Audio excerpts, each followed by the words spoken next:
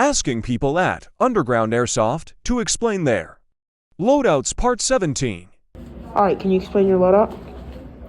So basically, I am a Russian version of the Wolves from Ghost Recon Breakpoint. And so I have a Desert Knight, like, shroud. Then I have a vest, plate carrier. And then I have a Russian patch.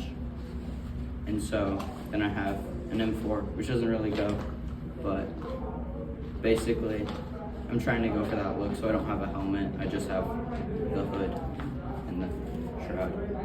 Thank you.